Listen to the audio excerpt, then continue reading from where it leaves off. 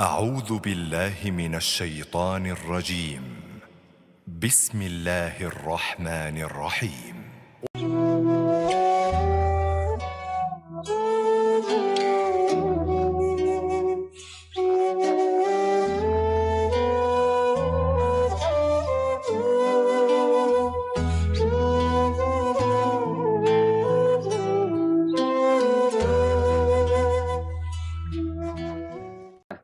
Assalamualaikum warahmatullahi wabarakatuh. Waalaikumsalam.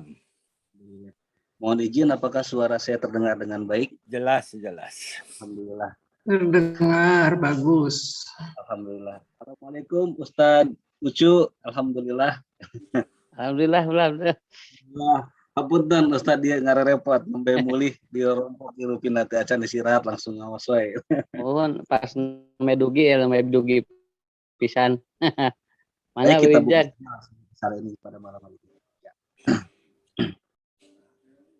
Bismillahirrahmanirrahim. Assalamualaikum warahmatullahi wabarakatuh. Alhamdulillahirabbil alamin alladzi khalaqal mauta wal hayata liyabluwakum ayyukum ahsanu amala wa huwal azizul ghafur. Asyhadu an la ilaha illallah wa asyhadu anna Muhammadar Rasulullah. Allahumma shalli ala sayyidina Muhammad wa ala ali sayyidina Muhammad. Alhamdulillah, puji serta syukur kita panjatkan kepada Allah Subhanahu wa taala.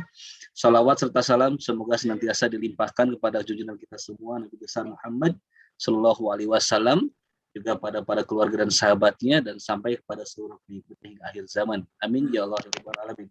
Alhamdulillah, pada malam yang sangat baik ini Allah pertemukan kita kembali dengan kegiatan rutin kita, kajian online setiap hari Ahad malam pukul 8.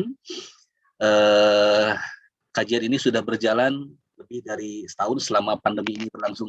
Memperkenalkan diri nih Ustadz Ucu, saya dengan Adri, pengurus Masjid Ashifa Wadah Kedokteran Universitas Pajajaran. Kita berjalan sudah lebih dari setahun lebih selama pandemi berlangsung. Selama kita tidak bisa bertatap muka, kita melaksanakan kajian online. Awalnya hanya Fakultas Kedokteran yang bergabung, dan alhamdulillah saat ini sudah lebih dari tidak hanya Fakultas Kedokteran saja, beberapa fakultas dari Unpad juga alhamdulillah bergabung turut hadir pada kajian rutin kita. Dan alhamdulillah qadarullah Allah pertemukan kita malam ini, qadarullah bersama Ustadz Ucu Najmuddin, yang dari awal saya sempat ingin mencari-cari nih kontaknya kemana. Alhamdulillah Allah mudahkan. Kita sering melihat beliau di WhatsApp, itu sering ada video beliau yang menginspirasi, dan juga di YouTube juga viral. Alhamdulillah kita suka menyimak kajian beliau. Dan kemarin juga kita sempat mengikuti kajian usaha bersama Ustadz Dudi Mutakin yang setiap hari Minggu itu, malam Minggu itu Ustadz. Oh iya. Ustadz mengisi waktu itu. Iya. Baik, kita buka kegiatan kajian pada malam hari dengan bersama mengucap basmalah. Bismillahirrahmanirrahim. Terkait dengan tema pada malam hari ini, yaitu tentang akhlak, seperti misi Nabi Muhammad SAW, dengan memberi sudut tamimah makarimul akhlak, tidak laku diutus melainkan akhlak manusia. Dan insya Allah implementasi dari akhlak akan dibedah pada malam hari ini bersama guru kita, Ustadz Ucu Najmuddin. Semoga akan menginspirasi. Tentu saja kita harus mengimplementasikannya baik di dunia pendidikan, di saat kita belajar, maupun di lingkungan pekerjaan. Tetap kita sebagai seorang muslim, apapun keadaannya, dimanapun, kapanpun, kita harus merepresentasikan akhlak yang baik seperti yang dicontohkan oleh Rasulullah Muhammad SAW. Jadi itu langsung saja kepada para jamaah sekalian, sebelum dimulai silakan barangkali disiapkan alat tulisnya, catatannya mushaf Quran, karena sepertinya Ustaz tentu saja akan menyampaikan ayat-ayat Quran yang harus kita benang merah barangkali ya, sehingga kita nanti mudah untuk memahami dan bertanya. Oh ya Ustadz, kajian kita biasanya mulai pukul 8 sampai dengan pukul 9 itu tausiah, dan sampai dengan setengah 10, 30 menit kita ada tanya jawab Ustadz. Ya. Baik, sama Ustadz. aja sama. Ya, alhamdulillah. Baik, langsung kepada guru kita Ustadz Ucu Najmuddin, waktu dan media kami persilakan Ustadz. Alhamdulillahirabbil alamin. Wa bihi nasta'inu ala umuri dunya waddin. Asyhadu an la ilaha illallah wahdahu la syarikalah wa asyhadu anna Muhammadan abduhu wa rasuluhu la nabiyya ba'dah, amma ba'd. Pemirsa yang dirahmati Allah, semua yang hadir pada kesempatan kali ini, salam silaturahim. Assalamualaikum warahmatullahi wabarakatuh. Alhamdulillah, dengan izin dan iradah Allah, saya dapat bertatap muka walaupun dengan virtual pada kesempatan kali ini, dan cukup berbahagia karena pada prinsipnya kalau saya ngomong dan bicara di depan bapak-bapak, ibu-ibu di sini bukan ngajar lah, ini mah sharing, sesinya sesi sharing saja gitu kan, bagi-bagi pengalaman. Karena kalau nanti semua pemirsa yang hadir pada kesempatan kali ini untuk menerima ilmu dari saya terlalu jauh kan saya cuman ini aja lah, cuman memberikan kulitnya saja karena daging-dagingnya sudah ada di para dosen, para praktisi pendidikan gitu kan. Dan di sini kita mencoba untuk memberikan sebuah gambaran-gambaran bagaimana proses kita melalui kehidupan ini, terutama dalam proses belajar, sebagaimana yang dikatakan oleh Imam Al-Misri, ada 4 fungsi seseorang itu belajar, ya. Jadi orang belajar itu memiliki 4 fungsi. Yang pertama adalah kita belajar jahli nafs, itu yang pertama. Jadi orang belajar itu bukan untuk membuat dia pintar, tetapi adalah untuk mengurangi kebodohan. Nah, begitu. Kenapa? Karena kalau nanti orang belajar, kemudian niatnya ataupun kita belajar, kemudian kita berniat untuk pintar, maka ketika sudah pintar, maka dia akan berhenti belajar. Dan ini yang diajarkan oleh Allah kepada Nabi Adam. Nabi Adam itu proses belajarnya itu wa'allama adamal asma'a kullaha summa aradahum alal malaikat faqala ambiuni bi asma'iha ulai in kuntum shadiqin. Nah, jadi itu ayat di Quran surat Al-Baqarah itu menjadi apa? Menjadi dalil normatif bahwa ketika Allah menciptakan Adam, yang pertama kali oleh Allah di-upgrade itu adalah selain menanamkan ketauhidan, itu adalah apa? Ditanamkan dulu supaya nanti kebodohan-kebodohan sebagai manusia itu terkurangi dengan proses belajar. Itu yang disebut dengan bahasanya taklim. Jadi wa'allama adamal asma. Nah, sebagaimana yang dikatakan Imam Al-Misri juga itu bahwa ternyata kalau manusia belajar untuk pintar, maka ketika dia sudah pintar, maka itu dia akan berhenti. Tapi kalau orang belajar itu untuk mengurangi kebodohan, maka dia akan terus ada semacam itu, begitu kan. Walaupun sebetulnya kita bisa atau belajar dalam konteks proses transfer of knowledge itu kan bisa lewat apa? Lewat pengalaman, kemudian lewat bacaan ataupun lewat pendidikan formal. Nah, tetapi pada prinsipnya adalah wa'allama adamal asma'a kullaha summa aradahum. Jadi yang pertama adalah bagaimana terkuranginya, bagaimana naksul jahlil nafs, bagaimana orang itu terus sedikit demi sedikit pemahaman-pemahaman yang dia tidak tahu itu menjadi tahu. Sesuatu yang dia itu al-sana al-jahlu, itu kemudian dia menjadi al-ilm. Jadi kalau nanti seseorang kemudian belajar, lalu kemudian punya target untuk membuat dirinya pintar, maka itu yang sudah disitir oleh Allah kepada apa? Kepada Nabi Musa ketika beliau dibawa oleh Khidir. Jadi kenapa? Karena Nabi Musa, beliau pada saat belajar kepada Khidir, pada waktu itu juga narasinya adalah bagaimana aku akan menjadi seorang yang pintar katanya, yang dapat menguasai seluruh persoalan. Dan itu kemudian ditegur oleh Allah kepada Nabi Khidir, tegur, kemudian penegurannya adalah dengan cara apa? Belajarlah kamu dan nanti akan terkurangi sesuatu yang tadinya tidak tahu menjadi tahu. Yang tadinya akan mencelakakan diri kita, itu kemudian akan menjadi sebuah jembatan yang itu akan membuat kita menjadi selamat. Jadi proses ataupun ketika bagaimana kita berada di dunia pendidikan ataupun dimanapun, itu yang pertama adalah naksul jahlil nafs. Kemudian yang kedua, belajar berfungsi buat apa? Naksul jahlil sirin nafs. yaitu apa? Ketika kita belajar, itu pun dapat mengurangi kebodohan masyarakat. Nah, kalau yang tadi mah kita nih yang sudah mulai sedikit-sedikit ada pengetahuan karena kita juga tidak bisa menutup kemungkinan ilmu bisa ditransfer dari manapun, begitu kan? Ilmu bisa ditransfer dari manapun. Kenapa? Karena yang membuat orang tidak menambah ataupun tidak terkurangi kebodohan itu, walaupun dia ada tambahan, tetap apa? Yaitu apa? Al-kibru fil ilmi, merasa bahwa dirinya, oh saya udah pinter loh, saya sudah saya sudah punya pengetahuan yang banyak sehingga tidak membutuhkan lagi untuk proses belajar. Padahal ada target yang kedua. Target orang belajar adalah apa? Naksul jahli ansirin nafs. Jadi yang kedua adalah bagaimana ilmu yang kita terima itu bisa ditransfer kenalikan kepada masyarakat, gitu kan. Walaupun sebetulnya masyarakat yang paling kecil itu adalah kita nih seorang suami pada istrinya, kemudian istri terhadap suaminya. Nanti pada prinsipnya akan terjadi simbiosis mutualisme antara suami yang belajar A, istri yang belajar B, kemudian anak yang mempelajari ilmu yang lainnya. Terkadang bapak-bapak, ibu-ibu, kita sebetulnya sedang belajar dari kenakalan seorang anak kita menjadi terkurangi kebodohan-kebodohan dalam mendidik anak. Begitupun dari masalah rumah tangga.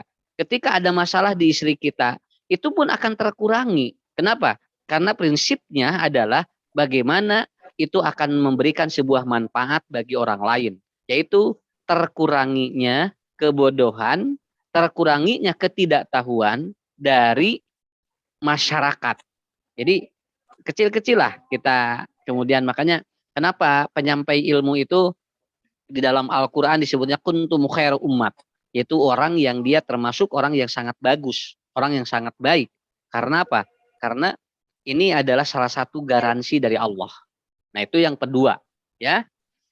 Yang ketiga, fungsi belajar adalah untuk apa? Yaitu naksul khauf, yaitu mengurangi tingkat kecemasan hidup, mengurangi tingkat kegalauan hidup, mengurangi tingkat dia itu paranoid dalam hidup. Nah, makanya ketika kita belajar, ketika kita menuntut ilmu, itu sebetulnya ataupun tingkat kecemasan hidup kita itu harus terkurangi. Jadi bukan jadi begini, kita punya ilmu yang banyak, tapi begitu ada kasus musibah saja seperti ini cemasnya luar biasa. Padahal kan justru dengan ilmu yang kita miliki, kita semakin apa? Kita semakin karena apa? Karena di Quran itu bahwa ketika orang itu belajar, maka akan berefek adalah la khaufun alaihim wala hum yahzanun. Hidup dia semakin dia itu la khaufun alaihim, semakin dia tidak takut, tidak penuh ketakutan. Wala khaufun alaihim wala hum yahzanun, dan dia itu semakin hidupnya itu semakin tenang, tidak banyak kesedihan. Nah, jadi kasus-kasus yang terjadi pada saat ini sebetulnya gampang begitu. Kita bisa memahami kenapa orang semakin takut gitu dengan dengan berbagai persoalan yang kita hadapi pada saat ini. Terutama kemarin kasus-kasus yang paling luar biasa adalah dengan COVID ini. Semua luar biasa. Kenapa? Padahal bagi orang yang dia menuntut ilmu, karena dia tahu ilmunya, maka dia harus semakin percaya karena dia juga punya ilmu untuk mengantisipasinya. Punya ilmu untuk bagaimana dia mengobati dirinya, dan dia bisa punya ilmu bagaimana agar terjadi pagar yang kuat. Jadi jangan dibalik, semakin berilmu semakin banyak takut, begitu kan. Semakin berilmu dia menghadapi hidup itu semakin banyak kegalauan, semakin banyak kecemasan. Padahal semakin banyak ilmu itu justru kata Allah dalam kitabnya itu, Imam Al-Misri mengatakan orang itu akan semakin dia tidak merasa dihinggapi kecemasan, tidak dihinggapi paranoid, tidak dihinggapi sebuah kegalauan. Jadi kata kuncinya yang kedua adalah orang belajar berfungsi untuk mengurangi tingkat kecemasan hidup kita. Nah, seperti itu. Ya, seperti kenapa, Pak? Kalau dulu kalau dulu orang itu kan hidup itu semakin tenang, padahal sebetulnya fasilitas untuk membuat ketenangannya tidak seperti sekarang. Kalau sekarang itu kan fasilitas untuk orang membuat senang itu sudah di mana-mana. Dari mulai obat, dari mulai tempat, dari mulai sarana apapun itu sebetulnya udah komplit. Tapi ternyata sekarang terlihat orang-orang itu semakin galau hidupnya. Orang-orang itu semakin kacau dan ternyata dia semakin cemas di dalam menghadapi kehidupan. Jadi ini gambaran bagi kita. Jadi fungsi yang ketiga orang belajar ini sebagai awal untuk menghubungkan dengan materi yang disampaikan. Jadi dengan materi yang dibahas pada kesempatan kali ini. Jadi ibu-ibu, bapak-bapak, Rasulullah diajarkan ketika beliau diizinkan oleh Allah untuk menikahi beberapa perempuan atau beberapa istri yang dipilih oleh Allah, maka Rasul menyatakan seperti ini. Ketika aku capek di luar, ketika aku lelah di luar, maka aku akan pulang ke rumah dan tenanglah pikiranku setelah melihat istriku. Nah, ini hebat ini. Ini kemampuan berilmu ya. Jadi Nabi itu begitu. Jadi kalau dia lelah dan capek di luar, maka aku pulang kata Rasulullah. Aku pulang ila baiti atau ke rumahku. Panadortu, kemudian aku melihat jauh jati istri-istriku dan kata Rasulullah, payaskunu qalbi, maka pikiran dan hatiku menjadi tenang. Nah, kalau sekarang mah jadi dibalik. Jadi justru sekarang mah banyak yang keluar rumah karena di dalam rumah menjadi tidak tenang. Ya. Jadi begitu suami itu jarang ada di rumah. Kenapa? Karena kalau pulang tidak tenang. Istri juga tidak betah di rumah. Karena kalau pulang juga tidak tenang. Dan begitu pun anak-anaknya. Jadi ini jadi dibalik begitu kan. Kalau Nabi kan mengatakan, "Farji'u ila baiti." Ketika aku pulang ke rumahku katanya, maka aku melihat panadortu, aku melihat istriku, maka pabasyarot, maka aku menjadi gembira, menjadi tenang, pasakanat, dan hatiku semakin tenang. Nah, sekarang tinggal dibalik. Kita kalau pulang ke rumah, apakah menjadi tenang ataukah menjadi rudet? Nah, berarti nanti konsep ilmu yang kita miliki itu ternyata belum sampai ke tingkat nomor 3. Begitu. Kalau bahasa sekarang, mending kene hangout, ya, hangout, jadi hangout nyaot gitu kan. Dan daripada katanya ada di rumah lebih ngeheng. Padahal sebetulnya rumah itu harus menjadi sebuah sarana untuk menanamkan nilai-nilai ketenangan begitu kan. Makanya di dalam Al-Qur'an ataupun di dalam bahasa Arab rumah disebut maskan. Maskanun itu artinya apa? Dari sakana. Sakana itu artinya tenang. Jadi ketika orang pulang ke rumah ada ketenangan. Jadi di Bali ketika orang pulang ke rumah itu ternyata menjadi tidak tenang. Arti nanti ada fungsi ilmunya. Jadi bapak-bapak, ibu-ibu, ini pelajarin ataupun ini proses pembelajaran yang kita hadapi sebetulnya menghadapi seperti ini. Malahan ada seorang anak yang tidak mau bertemu dengan ayahnya. Ada seorang ayah yang dia tidak mau dan tidak berani bertemu dengan anaknya. Demikian pula dengan istrinya. Berarti apa? Berarti di dalam rumah itu sudah tidak ada nilai-nilai sakinah. Ya. Sampai saya banyak yang konsultasi itu, ya Pak Ustadz katanya, kenapa ya saya tidak mampu untuk menatap anak saya. Saya kenapa ya kalau ada anak saya itu, kenapa saya menjadi takut begitu kan. Ini harus diperbaiki. Kenapa? Karena itu tidak akan sakinah dalam rumah seperti itu. Berarti ada persoalan yang membuat hidup kita menjadi seperti itu. Dan yang keempat, orang belajar itu berfungsi untuk apa? In kuntum shodikin. Hidupnya semakin jujur. Hidupnya semakin dipercaya. Dia semakin memiliki trust yang lebih hebat. Makanya Nabi itu disebutnya, Nabi itu memiliki sifat, yaitu dia ada seorang yang dipercaya, memiliki trust yang sangat hebat. Karena apa? Karena Rasul terus belajar dari Allah melalui wahyu sehingga beliau semakin dipercaya oleh umat. Dan tidak ada satupun umat Islam yang tidak mengakui kehebatan Rasulullah. Makanya diawali dari narasi ini, diawali dari dari sebuah kitab yang disusun oleh Imam Al-Misri, maka kita dapat menyimpulkan selama kita belajar, Kalau tidak berefek pada 3 itu atau pada 4 poin tadi, berarti kita mesti harus terus belajar. Nah, jadi ketika kita ternyata masih ada pengetahuan-pengetahuan yang belum ataupun yang ketidaktahuan kita yang belum kita ketahui, kemudian yang kedua kehidupan kita, ilmu yang kita miliki tidak bisa diserap oleh orang-orang sekitar kita, kemudian hidup kita semakin tidak karuan, dan yang keempat semakin kita tidak dipercaya, tidak memiliki trust dan tidak memiliki tingkat kejujuran yang hebat, berarti kita mesti harus terus belajar.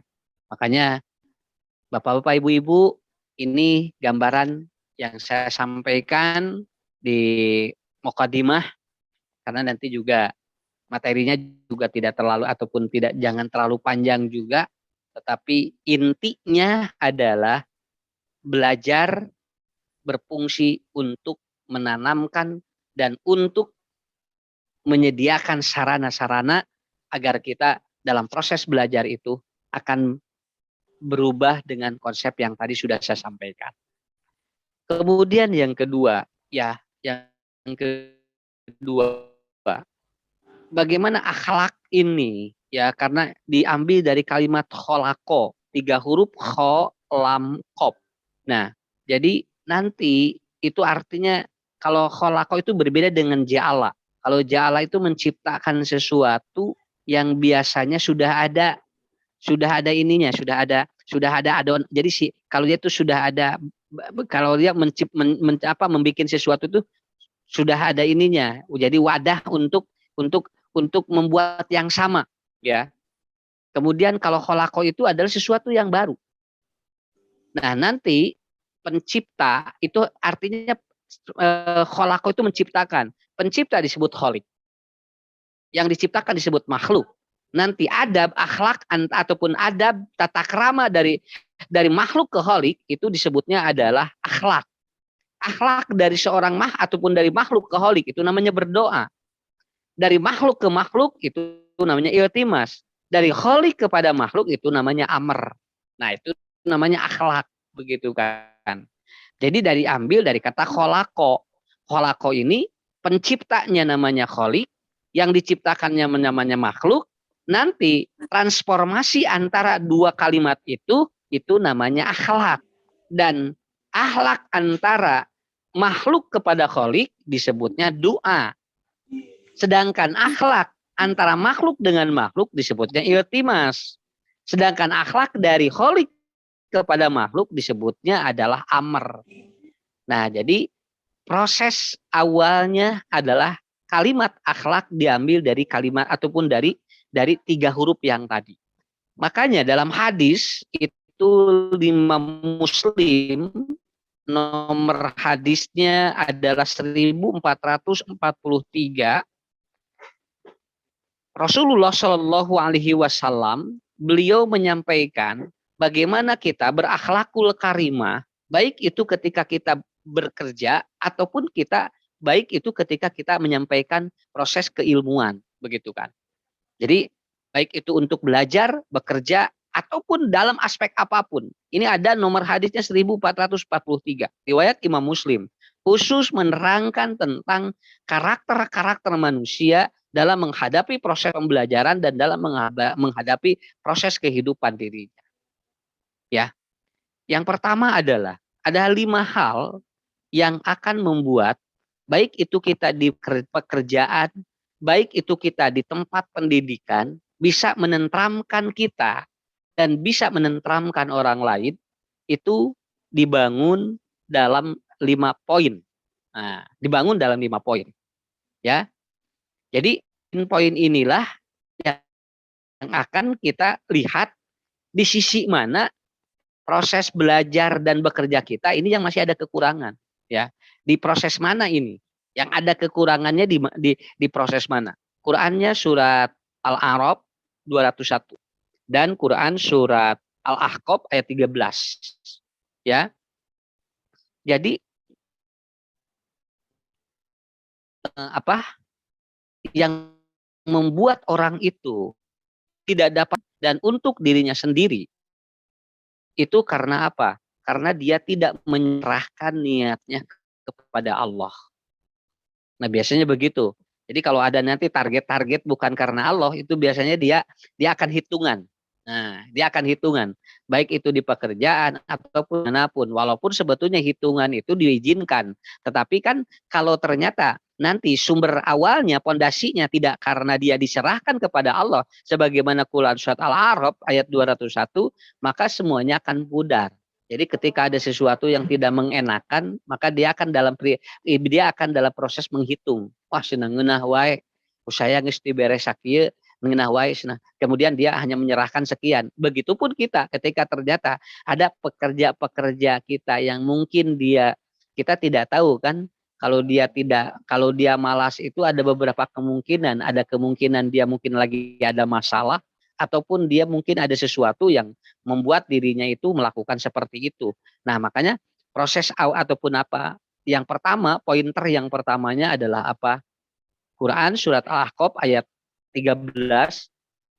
Jadi segala sesuatu itu tidak menenteramkan orang karena kita tidak menyerahkan semuanya kepada Allah. Jadi kita bahasanya seperti bahasa Firaun. Kalau dia mengatakan bahwa An-Naqawi katanya, kata Firaun, saya ini adalah orang yang kuat, tidak ada yang lebih dari saya. Kalaupun nanti ada orang yang lebih dari saya, maka aku akan membunuh dirinya. Aku akan bunuh dirinya katanya. Nah, seperti itu. Itu bahasa Firaun. Akhirnya Firaun tenggelam. Firaun tenggelam. Kenapa? Karena ada nilai-nilai yang dia tidak tentram dan tidak tenang ketika orang itu bekerja pada dirinya dan belajar pada dirinya, tetapi melebihi dirinya. Nah, maka inilah proses awal. Jadi poin yang pertama. Kemudian yang kedua, ya, yang kedua adalah irhamu man fil ardi arhama man fis sama. Yang kedua adalah baik bekerja ataupun kita itu lagi belajar, maka tidak boleh saling membenci. Nah, wala tabagodu, wala tadabaru, kata Rasulullah. Itu nggak boleh. Kenapa? Di Quran surat Al-Baqarah 263 itu dijelaskan oleh Allah. Orang-orang yang saling menyayangi itu akan menenteramkan, akan membahagiakan baik orang yang lagi belajar ataupun kita sebagai guru, ataupun orang yang bekerja di rumah kita, ataupun yang bekerja di tempat-tempat usaha kita. Karena apa? Karena kalau ternyata ini tidak terjadi ketenangan dan ketentraman, maka itu tidak akan menjadi berfaedah. Dan itu terjadi akhlak yang sangat jauh. Akhlakul karimah itu fungsinya buat apa?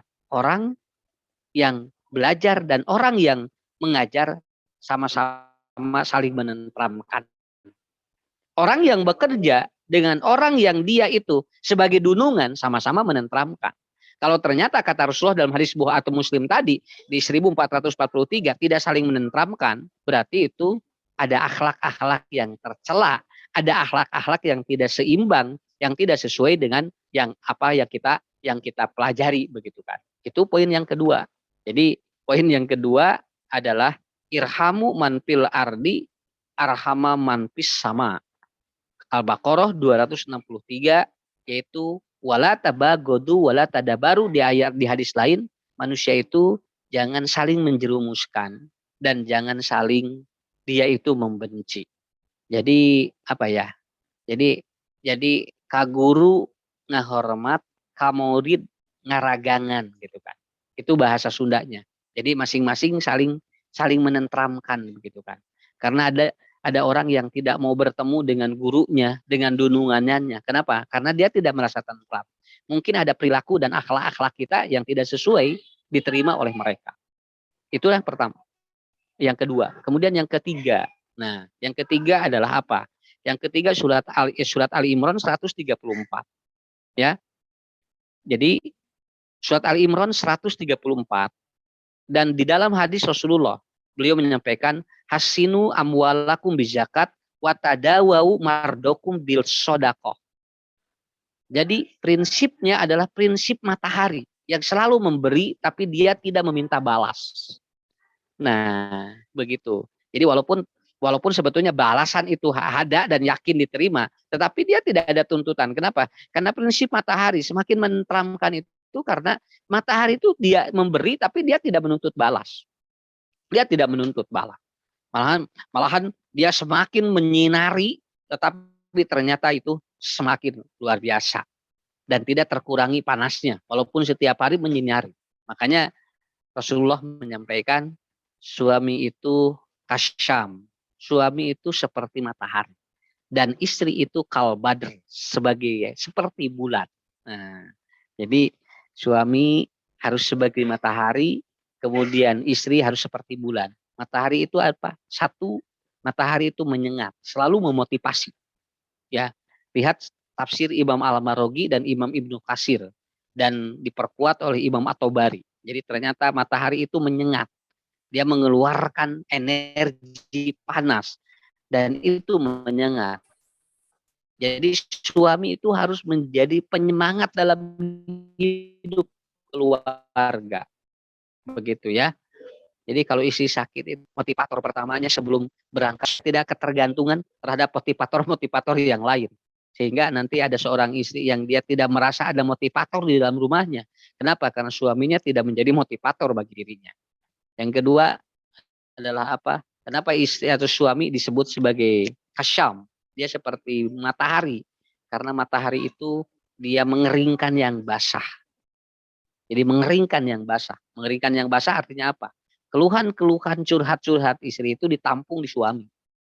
Kenapa? Ketika istri menangis, yang mengeringkannya suaminya. Ketika istri itu curhat, yang memberikan solusinya itu adalah apa? Konselornya itu adalah suaminya. Jadi jangan sampai istri itu dia curhat bukan di kita, tapi dia curhatnya di medsos sehingga kita ribet. Ya, jual apa-apa hati batur, oh salah ke pamajikan orang teh curhat. Bari sambil dia bikin gambar air mata yang meleleh, begitu kan. Nah, artinya apa? Artinya ketika dia sudah memberikan gambar seperti itu, berarti dia butuh pengering. Dan pengeringnya adalah apa? Matahari.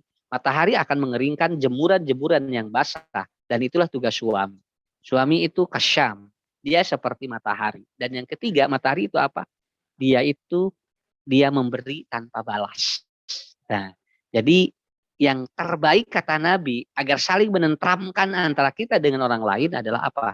Memberi tanpa balas. Begitu. Jadi ketika memberi tanpa balas itulah filosofi matahari tadi.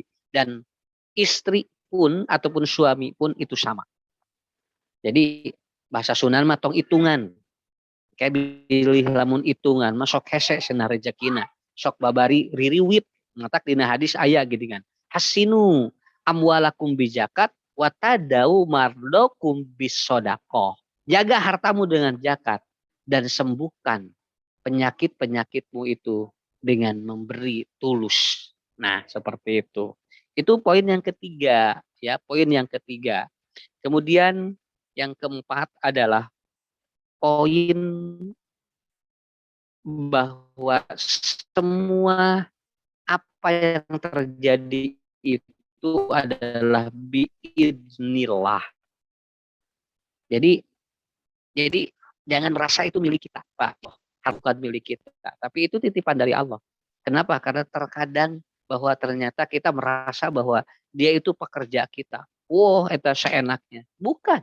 Dia dititipkan oleh Allah melalui Arhamar Rahimin namanya, Pak. Buya, Arhamar Rahimin itu begini. Bu, terkadang kita buta ganti pekerja ya. Karena emang Allah belum memberikan rahmat begitu. Tapi terkadang kita udah cari kemana-mana, pekerjanya ada di pinggir rumah kita. Kemudian dia betah di rumah kita. Arhamar Rahimin namanya. Kenapa? Karena semua sudah ada dalam izin Allah, skenario Allah. Makanya jangan merasa memiliki. Ilmu kita juga sama. Saya pernah begitu ya. Saya pernah diuji pada waktu itu oleh seorang dosen di Malaysia pada waktu itu. Kemudian hanya sedikit, Pak. Dia sedang menyampaikan pertanyaan. Itu ternyata di luar dugaan, walau awal nabi syawab ini luar biasa. Itu pecah pembuluh darah. Begitu pecah pembuluh darah, kemudian langsung diperiksa. Dan setelah itu dalam jangka waktu, setelah dia dioperasi, semua ilmunya hilang. Sampai dia menulis buku pun, itu buku-bukunya juga lupa. Termasuk bahwa ternyata dirinya juga lupa. Siapa nama dirinya.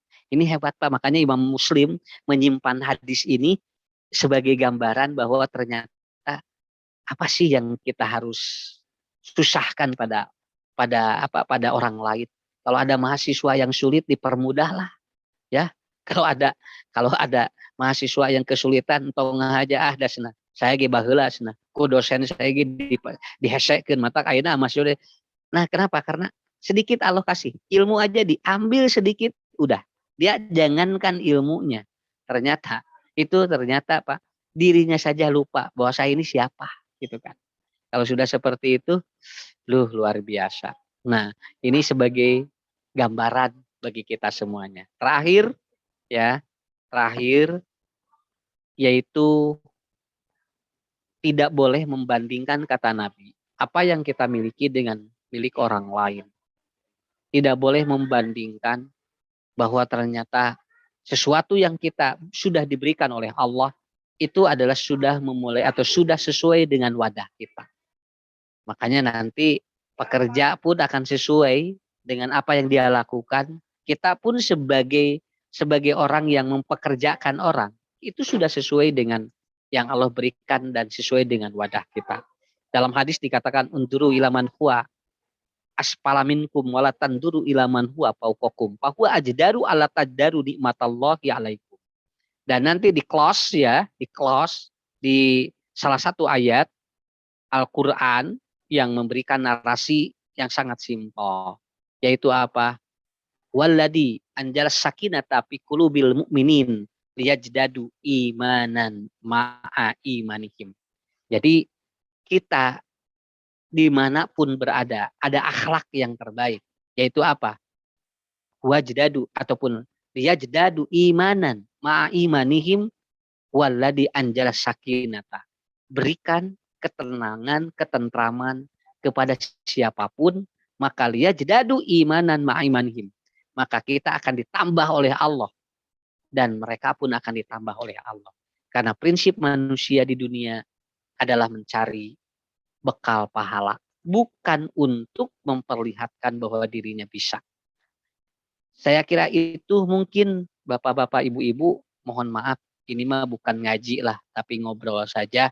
Mudah-mudahan apa yang saya sampaikan sampai jam 9 di jam saya, ya, insya Allah mudah-mudahan sedikit banyaknya inilah kulit, mungkinnya bukan daging Pak Andri ya, ini kulitnya, nanti insya Allah nanti dagingnya akan disampaikan di guru-guru saya di kesempatan kali ini yang hadir pada kesempatan kali ini. Mangga panginten upami aya nu sanes naroskeun atunya ye we ngobrol gitu dan naroskeun mah pilih abot kitu kawaler ku sim kuring ieu mah urang ngobrol we. Nah gitu nantinya sakitu panginten kapunten bilih aya kakirangan. Baik, alhamdulillah syukuran jazakallah Ustadz atas paparan yang telah disampaikan, dan tadi sudah saya catat beberapa poin tentang tujuan kita belajar di dalam hidup ini, dan juga beberapa poin tentang bagaimana agar kita tentram, terutama di dalam kita bermuamalah, berkegiatan di dalam kehidupan ini. Baik, kepada para peserta sekalian, kami persilakan yang akan mengajukan pertanyaan. Karena alhamdulillah waktu masih leluasa, silakan boleh melalui audio ataupun boleh melalui chat seperti biasa di kolomnya barangkali. Mangga silakan.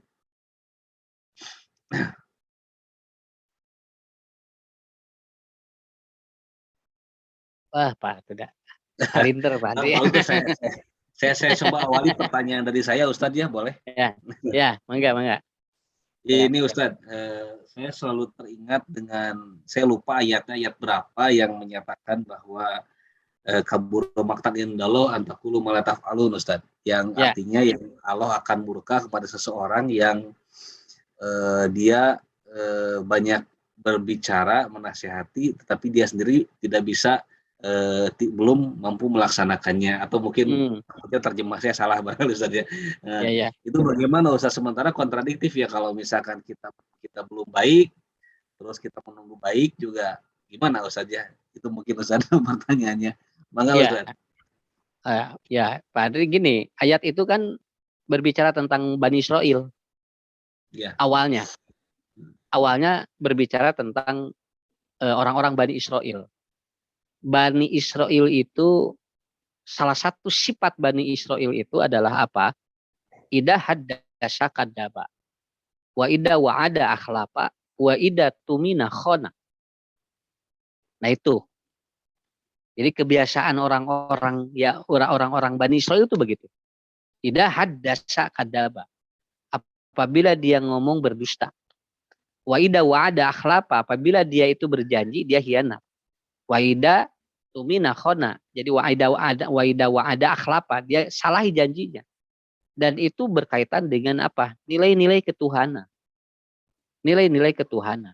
Orang-orang Bani Israel itu dia berjanji akan menyembah, akan beriman kepada nabi yang terakhir. Nah, begitu. Tetapi begitu nabi terakhirnya Rasulullah Muhammad itu dia salahi janjinya.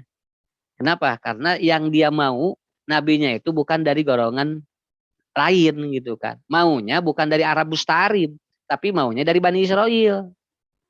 Begitu dari Arab Mustarib Rasulullah itu langsung ditolak. Nah, padahal dia udah berjanji pada Allah. Itu kaburomaktannya di sana. Jadi dia berjanji depan Allah. Saya akan beriman kepada Nabi terakhir. Begitu Nabi terakhirnya Muhammad bukan golongan Bani Israel, disalahi janjinya. Wa idza kadzaba wa idza haddasa kadzaba. Makanya pakai tasdid. Kenapa? Karena dia berjanji tidak akan menyembah selain Allah. Ternyata begitu yang diterangkan Allah itu oleh Nabi Muhammad, jadi tengenah gitu. Nah, cenah kudu nyembah Allah teh tengenah diterangkan ku Nabi Muhammad. Akhirnya dia berbohong. Dan yang ketiga waidatu minal khona. Dia mengkhianati kitabnya sendiri. Karena di dalam Taurat dan Injil sudah dijelaskan, nabi yang terakhir ini, Tuhannya ini, mereka hianati sendiri. Nah, terjadilah kaburo bahasanya, kaburo maktan, ya. Indallahi, nah kan indallahi kesannya. Antakulu malatab alud. Nah, itu dalam konteks yang ini teologisnya gitu kan. Tapi ayat itu juga suka ditafsirkan oleh para ustadz gitu ya, oleh para ahli tafsirnya. Senang orang sok loban rangkeun tapi tara ngamalkeun. Wah, nerangkeun tahajud siganunya hari manehna tara hudang tak gitu kan. Tah eta teh kaburomaktan. Kalau menurut ustadz terlalu berat juga. Terlalu berat. Jadi gini, kalau kita nerangin tahajud lalu kita tidak, itu mah urusan lain. Ya, urusan lainnya. Jadi tidak dikatakan maaf kalau ini tidak sesuai. Itu berat kalau disebut kaburomaktan. Karena kan sekadar tidak tahajud dia menyampaikan kan. Kenapa? Punten ya. Karena mungkin dia dapat pahala dari orang-orang yang mengamalkan apa yang dia sampaikan. Karena ada ya. Nah, Pak Adri nih nyampein nih pada orang lain, Bu, sodako itu bagus. Cuman kita mau sodako belum ada. Lalu orang sodako kan kita dapat pahala, ya. Walaupun kita belum nih sodakohnya, apakah itu kaburomak? Enggak. Kenapa? Karena emang terlalu berat kalau dikatakan kaburomaktan. Jadi kaburomaktan indallahi antakulu itu berbicara orang Yahudi, orang Bani Israel terhadap janji-janji mereka di hadapan Allah. Adapun kita ieu teh naon namina teh kudu kieu rumah tangga teh ari manehna teh hanya urusan tapi dosanya tidak pada kares teh sing nya kurang nerangkeun salat sunat urang natara kira-kira masuk kaburomaktan enggak gitu aja ya kan cuman kita tidak dapat pahala dari sholat sunatnya aja. Tapi kita udah nganjurin orang lain kan untuk sholat sunat. Ketika orang lain itu sholat sunat, kita akan dapat pahala. Tapi pahalanya dari mana? Dari ta'muruna bil ma'ruf begitu. Saya kira itu begitu. Yang saya pahami dan yang saya baca dalam referensinya seperti itu. Sakinten menawi lah teka hartos wios.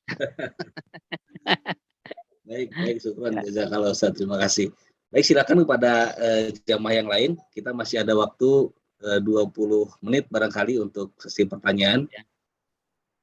Biasanya Prof Azali nih siap, Prof. Mangga, Prof. Nanya yang lain, Ustaz. Dalam surat Al-Baqarah ayat 143 dikatakan bahwa kami telah menjadikan umat Islam umat pertengahan. Nah, mohon penjelasannya umat pertengahan itu. Iya, maaf ini Prof ya. Kalau yang saya pernah baca, satu di Kitab Fathul Bari,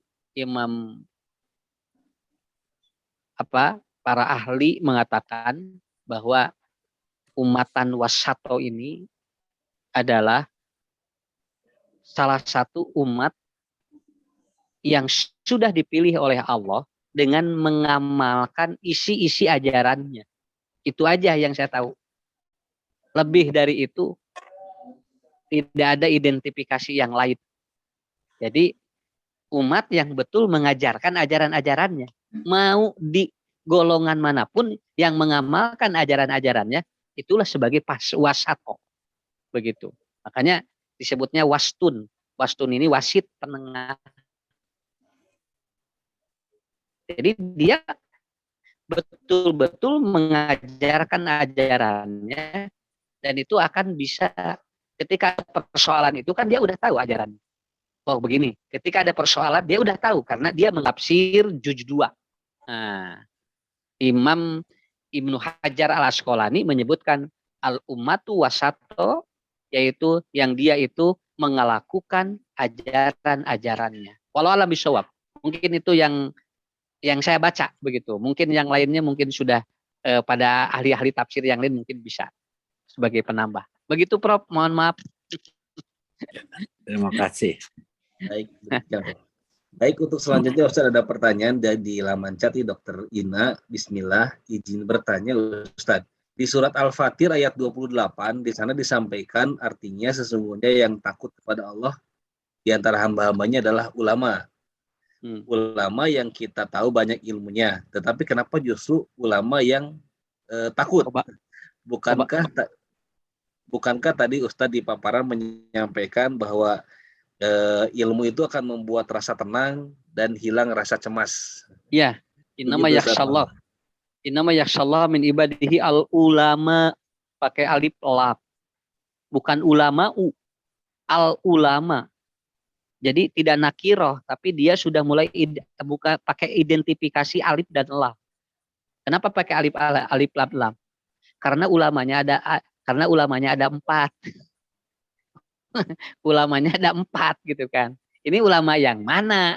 Yang innama yakhshallah min ibadihi, yang dia hidupnya semakin tenang itu yang mana? Karena ada ulama ya ada ulama yang jahat. Ada ulama yang dia itu berlindung di ketiak pemimpin. Itu kan ada, ya. Jadi poin yang mana? Makanya alif lam ini sebagai sebagai ide ataupun sebagai identitas. Tidak semua ulama yakhshallah. Buktosna nemete aya rasa ge cieun maot. Ya, begitu. Aduh, rasanya leungit. Begitu rasanya hilang saja. Wah, itu cemas luar biasa. Yaitu secara manusiawi, secara jasadiah normatif lah kalau seperti itu. Tetapi secara kolbiah, kan Nabi mau diserang oleh orang musyrik. Abu Bakar secara jasadiahnya dia normal, dia takut gitu ya. Begitu dia dikejar oleh orang-orang musyrik kan, kemudian Abu Bakar ngomong, dia bicara sama Rasulullah, ya Rasulullah, gimana aku sangat bergetar sekali katanya. Kenapa? Karena orang-orang musyrik ini sudah berada di depan kita.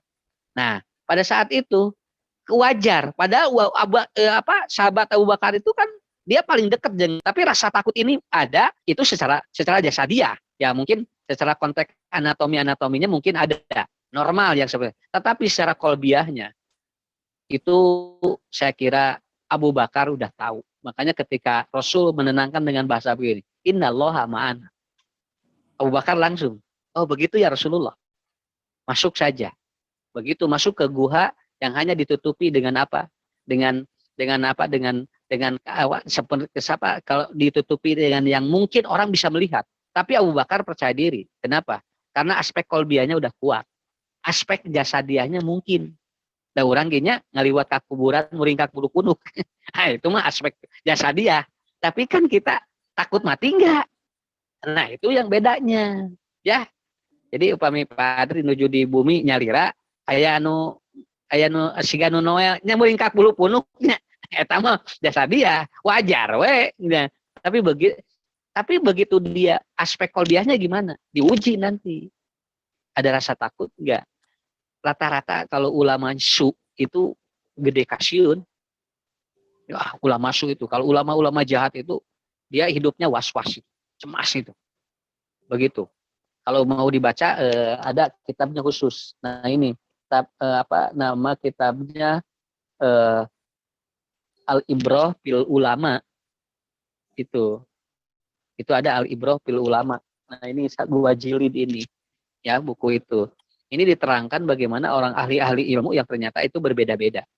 Jadi begitu Bu Dokter ya yang jadi kadang maaf Pak Adri, kita orang yang belajar ya ilmu bisa lebih tenang loh dengan orang yang belajar ilmu agama. Karena tidak semua orang yang belajar ilmu agama juga dia menguasai hidupnya, gitu kan. Terkadang kan lebih bagus orang-orang yang dia itu terkadang tidak menekuni, tetapi dia lebih tenang. Malahan ada orang-orang yang menukinya ilmu biasa tapi lebih tenang. Tapi dia sambil beribadah gitu kan. Karena kedekatan kepada Allahnya lebih mantap. Iya mah mungkin mempelajari, tapi kedekatan terhadap Allahnya mungkin tidak sehebat yang ini. Makanya mungkin kecemasannya muncul. Saya kira itu Bu, ulamanya pakai alif lam karena ada 4 ulama. Di antaranya ulama su, ulama jahlu, ada juga ulama yang sholih begitu. Ya, mangga upami aya keneh teh aya mah wios lah. Baik, selanjutnya silakan ada yang akan bertanya kembali. Kalau tidak ada saya nih ada pertanyaan. Ya, wios. Mangga silakan ada yang bertanya. Oh, sebentar. Baik Ustaz, mungkin kalau tidak ada pertanyaan lagi, mungkin pertanyaan dari saya akan menjadi penutup barangkali pertemuan malam ini. Ya.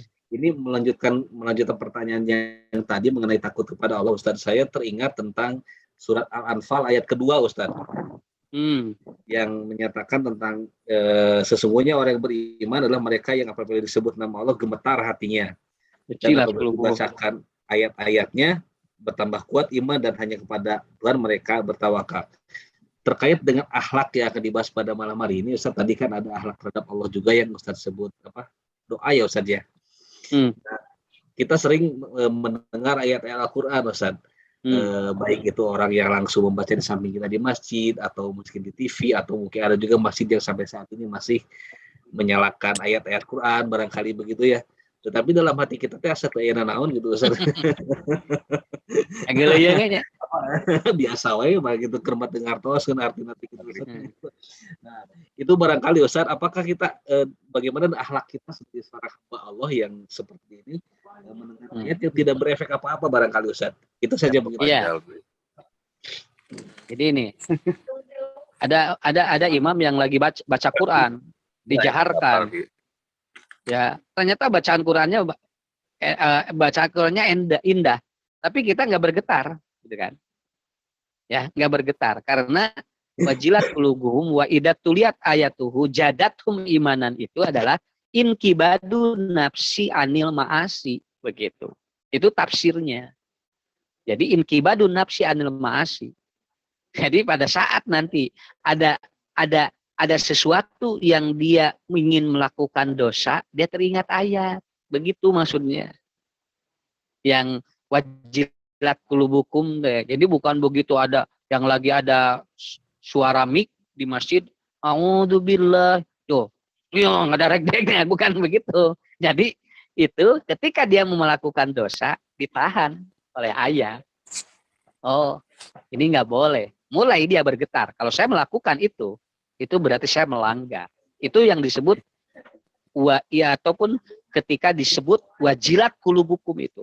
Jadi inkibadu nafsi anil maasi, menahan diri untuk tidak melakukan dosa. Karena kalau dia melakukan itu ternyata akan berefek kemana-mana. Jadi dia tertahan oleh ayat-ayat Quran itu. Ditahan, oh ada ayat ini nih, kalau saya melakukan ini ada ayat ini, kalau saya melakukan ini ada ayat ini. Itu yang disebut dengan nanti wajadathum imanan. Ketika dia tidak jadi melakukan dosa, kan imannya naik.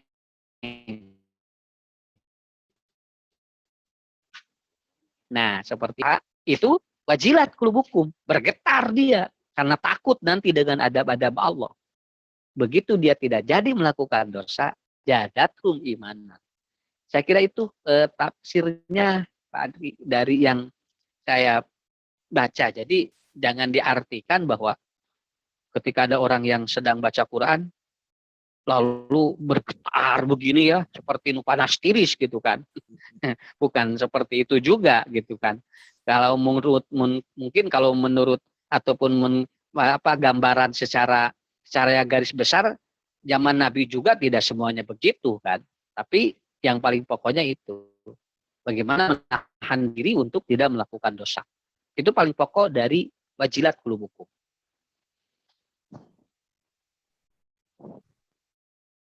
Mangga, Atos. Baik, alhamdulillah.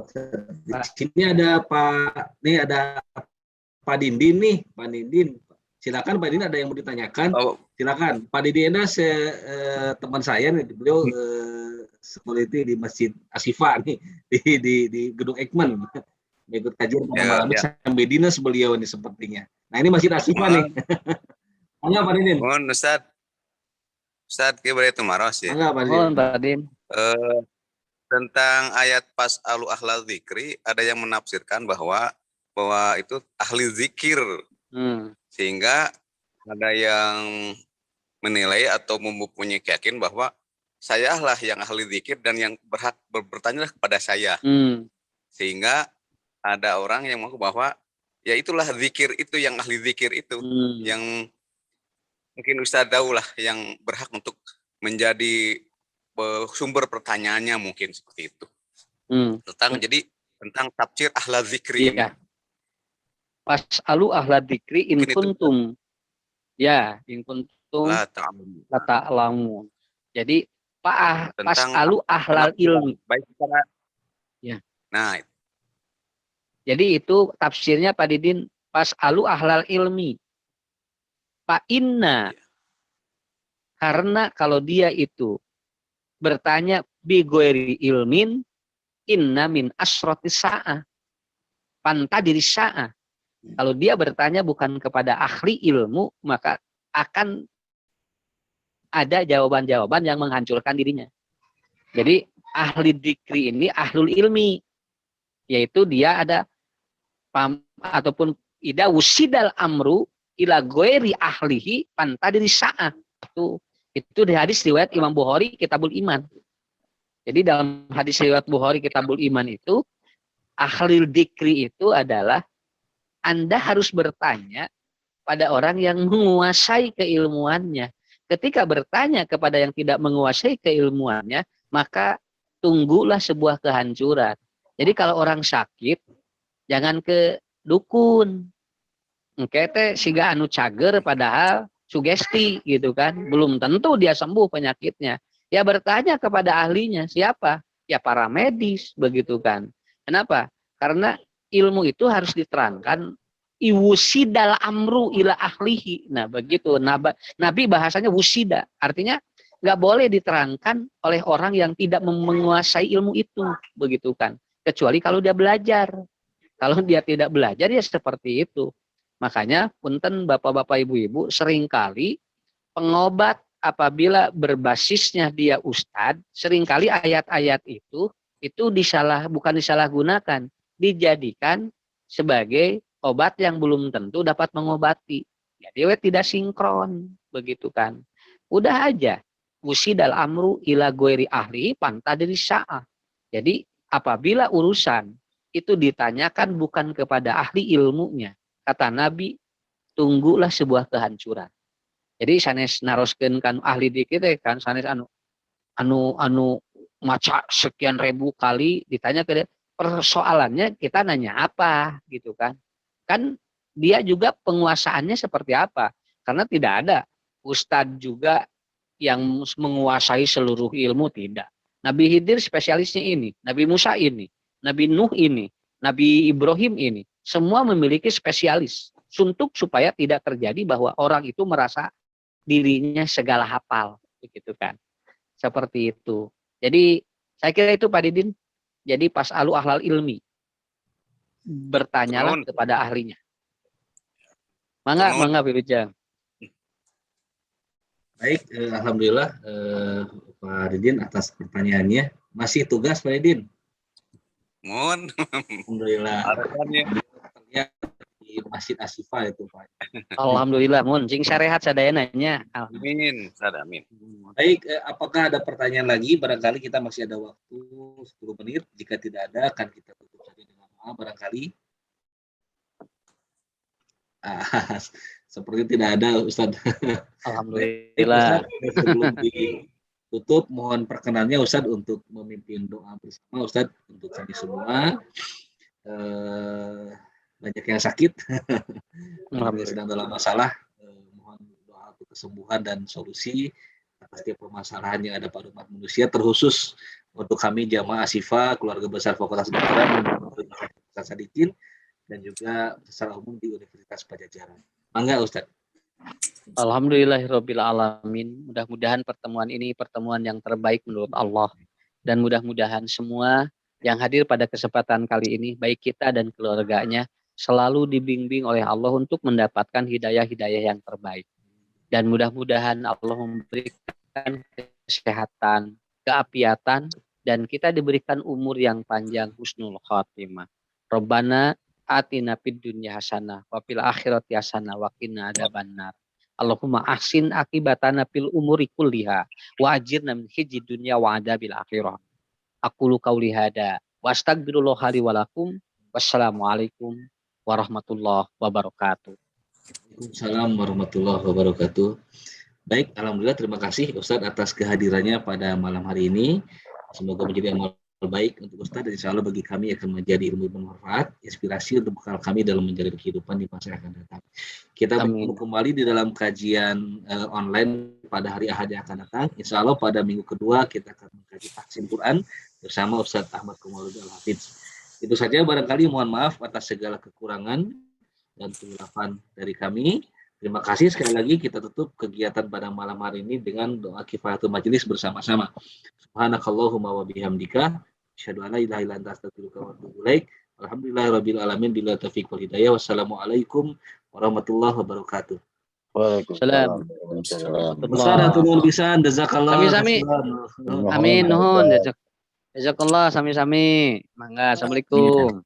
Waalaikumsalam.